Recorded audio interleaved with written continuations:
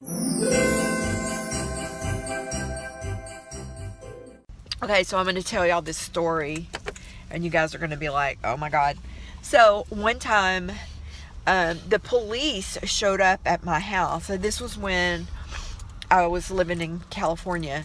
The police showed up at my house, and they were like, we're looking for, and I'm like, well, that's me. And they go, where's your car? And I go, my son has it. And they said, well, your car was reported to have pulled over there they go.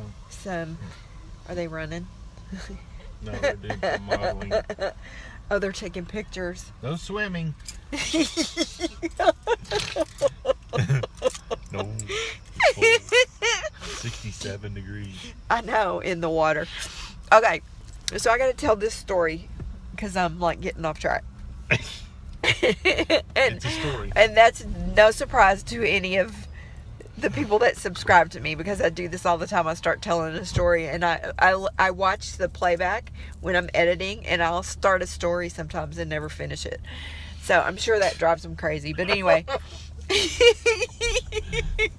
Yeah. So here's what happened. So it was like late at night. It was like probably 11 o'clock.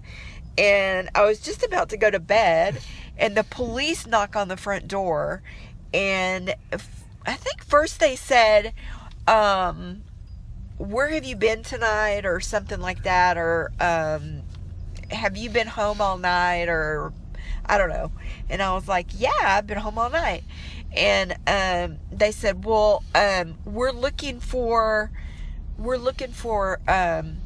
your car. And at the time, back then, I had a Ford Expedition, and they said there was a white Ford Expedition that was reportedly pulling over girls and telling them that they were police officers, and they have a spotlight, and they had blinking lights and all this kind of stuff.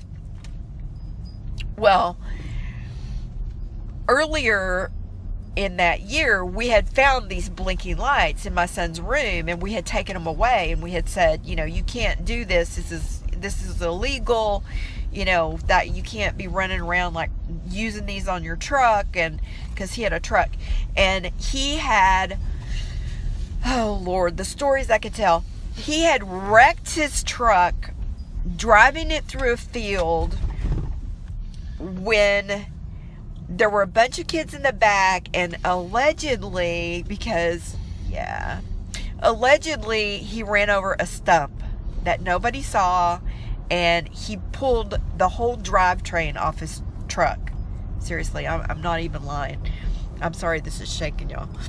I'll get a better thing to hold my camera, I swear.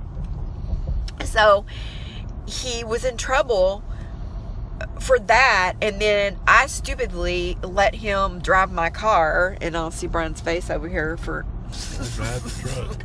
Nope. So I let him drive my car, right?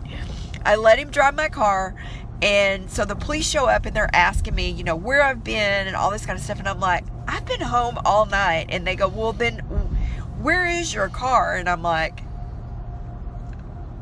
Don't know. And I'm like, my son has it. He and some friends took it because his car is in the shop. And so they asked me to call him and tell him to come home.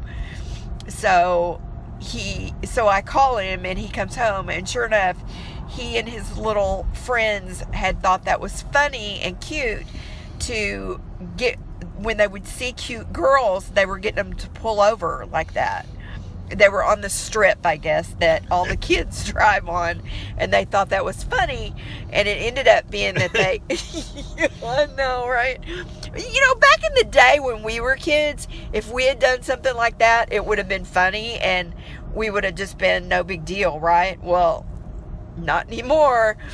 So he and his friends got in like a whole lot of trouble, and I was in trouble too, because they involved the parents, and so everybody was in trouble. But anyway, yeah, that's my story about almost getting arrested for impersonating a police officer when I wasn't. So they throw you in the slammer?